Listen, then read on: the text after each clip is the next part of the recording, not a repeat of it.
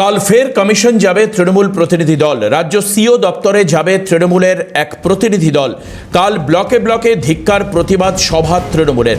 10 দিন পর ফের বৈঠক করেছেন অভিষেক বন্দ্যোপাধ্যায় এবং সেখানেই জানা যাচ্ছে ব্লকে ব্লকে ধিক্কার প্রতিবাদ সভা এবং আবারও সিও দপ্তরে যাবে তৃণমূলের প্রতিনিধি দল। এ বিষয়ে কথা বলবো রাজার সঙ্গে। রাজা আমাদের প্রতিনিধি আমাদের সঙ্গে রয়েছে। রাজা, এই যে সিও দপ্তরে যাওয়া বা ব্লকে ব্লকে প্রতিবাদ করা, এই যে জায়গাগুলো ধিক্কার প্রতিবাদ সভা, এটা কেন করা হবে এবং সিও দপ্তরে গিয়ে আর কি অভিযোগ জানাবে তৃণমূলের এই প্রতিনিধি দল, সেরকম কিছু আঁচ পাচ্ছ? দেখো, প্রথম বিষয় হচ্ছে যে আগামীকাল জাতীয় ভোটার দিন, ন্যাশনাল ভোটার ডে। ফলত সেই উপলক্ষে প্রত্যেক ব্লকে ব্লকে মিছিল করবার নির্দেশ দেওয়া হয়েছে তৃণমূলের তরফ থেকে এবং একই সঙ্গে প্রত্যেক ব্লকে ব্লকে মিছিলের শেষে একটি প্রতিবাদ সভা করবার নির্দেশ দেওয়া হয়েছে। কেন প্রতিবাদ করা হবে? তার কারণটা হচ্ছে কি, এসআইআর প্রক্রিয়া চলাকালীন এখনো পর্যন্ত 126 জনের মৃত্যু ঘটেছে।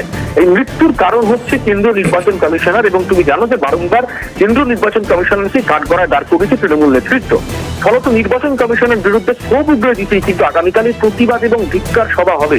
এবং একই সঙ্গে তোমাকে জানাই, অভিষেক বন্দ্যোপাধ্যায় যে নির্দেশ দিয়েছেন তা হলো যে এই এসআইআর পর্বে নির্বাচন কমিশনের চাপে নির্বাচন কমিশনকে কাঠগড়ায় তুলে যাদের মৃত্যু হয়েছে তাদের জন্য প্রত্যেক পঞ্চায়েতে প্রত্যেক এলাকায় একটি শহীদ বেদি নির্মাণের যে নির্দেশ তা অভিষেক বন্দ্যোপাধ্যায় দিয়েছেন, যেটা মনে করা হচ্ছে আগামীকালকে এই শহীদ বেদি নির্মাণ করা হয়ে যাবে। এবং একই সঙ্গে নির্বাচন কমিশনের অর্থাৎ সিও দপ্তরে, কলকাতায় যে সিও দপ্তর রয়েছে সেখানে আগামীকালকে তৃণমূল কংগ্রেসের প্রতিনিধি দল পৌঁছবে। যেটা মনে করা হচ্ছে, তোমাকে বলি যে লজিক্যাল ডিসক্রিপেন্সির তালিকা প্রকাশ করতে হবে। সুপ্রিম কোর্ট যে নির্দেশ দিয়েছিল নির্বাচন কমিশন সেই নির্দেশ মানছে না, অর্থাৎ আজকের মধ্যে সেই তালিকা প্রকাশ করবার কথা থাকলেও বিকেলবেলায় প্রায় 5টা বেজে গিয়েছে, এখনো পর্যন্ত সেই তালিকা বেরোয়নি। ফলত তা নিয়ে কিন্তু অভিযোগ জানাচ্ছে আগামীকাল নির্বাচন কমিশনের সিও দপ্তরে যেতে পারেন তৃণমূল প্রতিনিধি দল, যেটা অভিষেক বন্দ্যোপাধ্যায় তিনি আজকে স্পষ্ট করেছেন বলে সূত্রের খবর। বেশ, অনেক ধন্যবাদ রাজা।